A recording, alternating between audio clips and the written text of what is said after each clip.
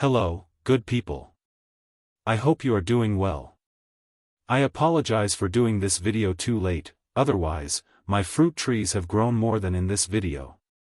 Just hit the subscribe button followed by the like button to keep updated. What I beg from you is just to subscribe and like.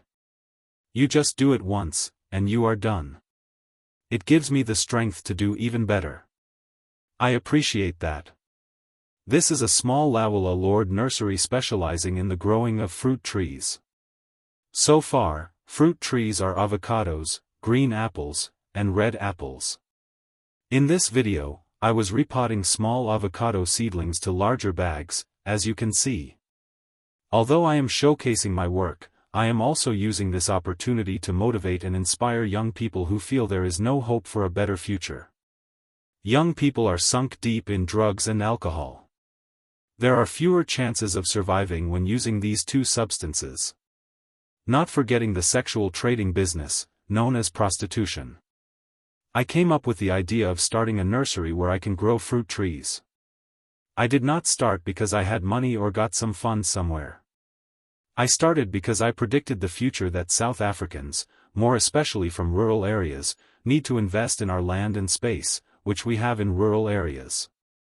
In this way, we are creating an economic development in the form of handwork rather than going elsewhere looking for work. Elsewhere, we are looking for job opportunities, but it is already overcrowded with people looking for work. In this way, we need to use our minds, energy, and opportunities to discover what we can do with what we have. To keep blaming the government does not solve our problems. What can solve our problems is our strategies to create work, support each other, and attract the government to talk to us. If you have working legs, working hands, working eyes, and working ears, you are in the right position to start anything related to business. Those who are disabled need what you have, but you do not use it to your advantage. I started this fruit tree nursery while working. After I lost my job in 2017, I struggled a lot like never before. Even though I was not working, I took the advantage of not working and learned new things, saw life differently, viewed people in a different way, and positioned myself in a new way in life. During the time I was not working, I realized that God has given me the so-called self-learning skills. While I was not working, I discovered many important things that I would not have been able to discover while still an employee. Thanks God, your grace is bigger than the earth and sea combined. One of the objectives of this nursery is to sell fruit trees to communities in rural areas where each family will have an opportunity to plant fruit trees in their garden space. This means that, in 5 years' time you will not be able to buy apples from supermarkets but selling apples to supermarkets. Is not right like that? Yes, it is. Please do not forget to subscribe and like this channel. You do it once, and you are done. Now, let me talk about the advantages of avocado fruits for different purposes. The avocado trading market is a multi-billion-dollar global industry with increasing value, exceeding $20 billion worldwide, driven by strong and growing consumer demand for its nutritional benefits. In 2023, global avocado exports alone were worth $7.28 billion, with significant contributions from countries like Mexico and increasing volumes from new suppliers. South Africa is a key player, exporting significant volumes and witnessing a steady increase in export prices, which are projected to continue growing. In 2023, South Africa exported approximately $225 million worth of fresh and dried avocados, ranking 9th globally in exports. The value of South Africa's avocado exports has significantly increased, from around $70.7 million USD in 2019 to $144 million in 2023, demonstrating a 104.39% growth. Key export markets include the Netherlands, Germany, and the United Kingdom, though significant recent growth has occurred with access granted to Asian markets like China and India. A value chain is a set of linked activities that work to add value to a commodity which consists of actors and actions that improve a commodity while linking all the participants in the value chain such as input, suppliers, producers to processors and markets. Among small-scale farmers, this process may include information dissemination, infrastructure development, agricultural planning strategies, agricultural financing, and marketing, among others. Avocados primarily contain monosaturated fat, a key component of healthy diet. Unlike any frequently consumed fruit, avocado contains the most dietary fiber, and it is regarded as one of the top superfoods in the world due to its health advantages as a food rich in vitamins, minerals, antioxidants, and other phytochemicals. In South Africa, the avocado industry was established with the first plantings in the 1920s. According to the South Africa Avocado Growers Association, SAGA, 2022, between the 1970s and 2003, the avocado industry was growing steadily at an average of 2,000 hectares per annum, until between 2003 and 2008, when it slightly declined. Due to the notable increase in local demand for avocado in 2009, the industry increased its avocado orchards, which stood at approximately 15,439 hectares in 2021. However, during the 2020 and 2021 production period, total plantings increased by 747 hectares. Although the South African avocado industry is export-orientated, the local market also plays a significant role since the demand has grown considerably over the past few years. Hence, effective efforts should be geared up to make sure that all activities, along the value chain, informal and formal, are well coordinated and monitored. Agriculture is a foundational sector of the economy, not just in South Africa but throughout the world. Most people rely on agriculture for their livelihood, and this is prevalent in developing countries across the continent of Africa. Agriculture-related businesses create jobs and make a sizable contribution to the gross domestic product, GDP. Horticultural farming has been recognized as one of the rapidly growing agricultural subsectors, and it is a potential driver of poverty reduction among low-income Smallholder households. According to Statistics South Africa, Stats South Australia, 2019, horticulture generated are 86.3 billion. Horticultural farming, i.e., growing and marketing horticultural crops, primarily created many jobs compared with other sectors, whereby in 2019 alone, this subsector employed more than 450,000 people. Stats South Australia, 2019. Avocado is one of the horticultural crops with high economic value, and it is an export-oriented crop. In South Africa, avocado production is mainly concentrated in the warm subtropical areas of Limpopo and Mpumalanga provinces in the northeast of the country between latitudes 22 degrees south and 25 degrees south. However, the production of avocados has expanded in KwaZulu-Natal, the Eastern Cape, and Western Cape provinces due to the increased demand. Avocado producing regions in South Africa. The Limpopo province is the largest avocado producing area, accounting for 60% of the total production, followed by Mpumalanga, 30%, and KwaZulu-Natal, 9%. The Eastern Cape and Western Cape provinces account for only 1% of the total production. The total area planted in South Africa was 15,439 hectares in 2021.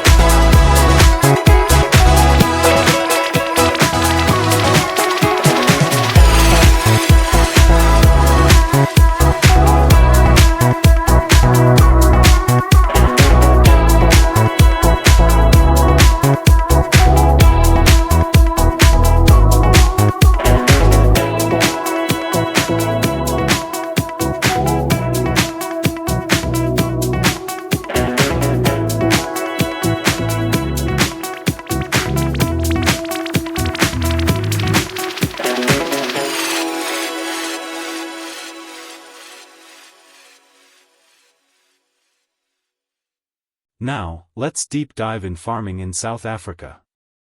Farming in South Africa is a highly diversified agricultural sector featuring both large-scale commercial and smallholder subsistence farming, producing grains, fruits, vegetables, and livestock for domestic and export markets. Leading products include maize, sugarcane, citrus, and wine, with the sector contributing significantly to the national economy through jobs and export revenue. While facing challenges like climate change and access to finance for small farmers, the industry is working towards greater inclusivity and sustainability through modernization, innovation, and government initiatives. Below, I would like to bring some articles published by agriza.org.za. 1. AgriSA would like to reaffirm its commitment to private property rights and reiterate that it will employ all necessary resources to defend property rights and uphold the principles that support our farmers and the agricultural community at large. Private property rights are the primary basis on which South African agriculture is structured. Over the past few years, agriculture's debt-to-GDP ratio is average around 50%, highlighting the importance of land as collateral in the financing of production. Consequently, any risk to upholding these fundamental rights holds grave implications for agricultural sustainability and food security. Therefore, AgriSA is committed to defending property values and rights and will utilize all necessary resources in consultation with legal experts to uphold these principles, says Johan Kotze, AgriSA CEO. AgriSA has a long history of advocating for private property rights and its expansion to all new entrants. We call on government to urgently transfer the 2.5 million hectares of land it bought for redistribution purposes to further agricultural development and demonstrate its commitment to meaningful economic development. Previously, AgriSA commissioned an independent investigation into the macroeconomic impact assessment of a policy of land expropriation without compensation in South Africa. The Gopa Group South Africa, Proprietary, Ltd's assessment reiterated AgriSA's long-held conviction that fostering capital formation is interlinked with private property rights and is subsequently a crucial prerequisite for economic development, job creation, and growth, says Kotze. While supporting the need for transformation and land reform in the agricultural sector, AgriSA emphasizes that it must not come at the expense of the economy and investor confidence, added Kotze. The organization remains dedicated to protecting private property rights and fostering the growth and stability of South Africa's agricultural sector while ensuring food security for all. 2. AgriSA expresses serious concern over the Draft Mineral Resources Development Amendment Bill, 2025, published in May 2025 for public comment by the Department of Mineral and Petroleum Resources.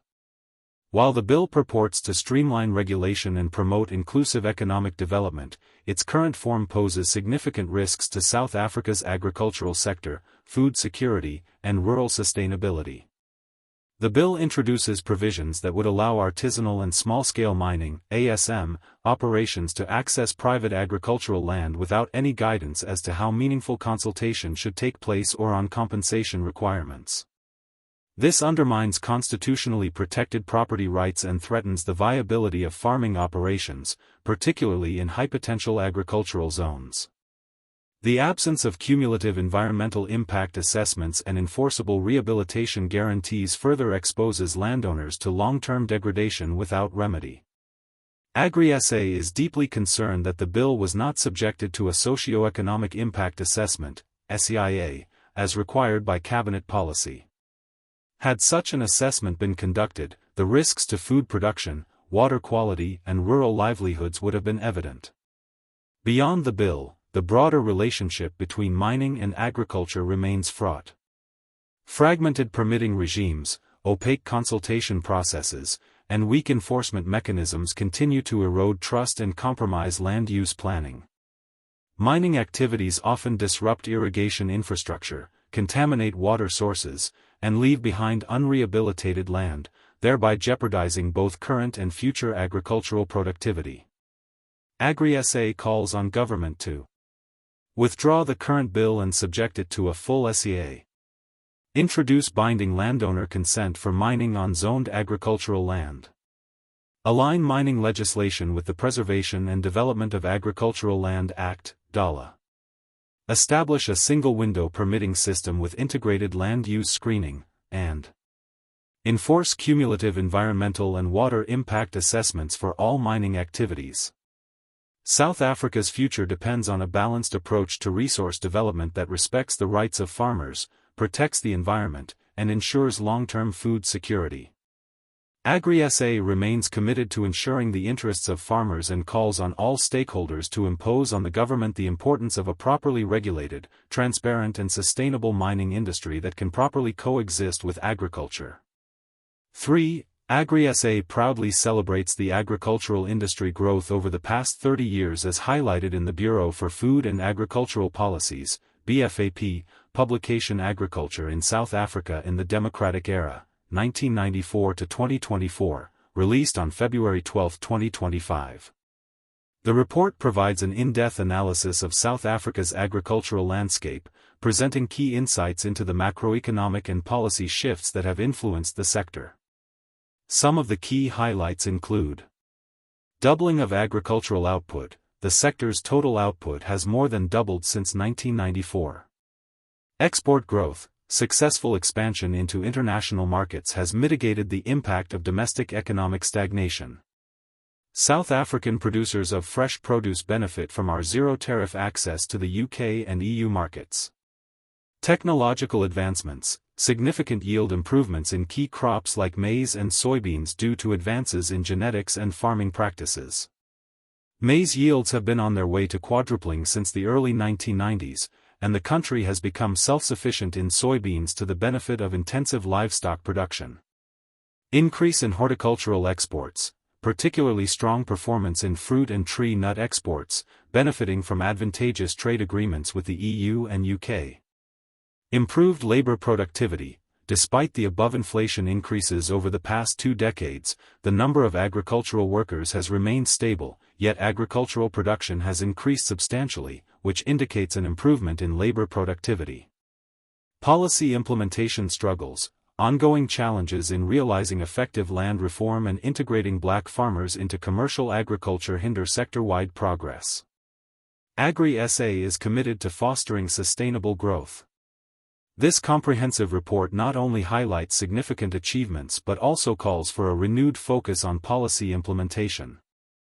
That is all for just now. Thank you for watching, subscribing, and liking my channel.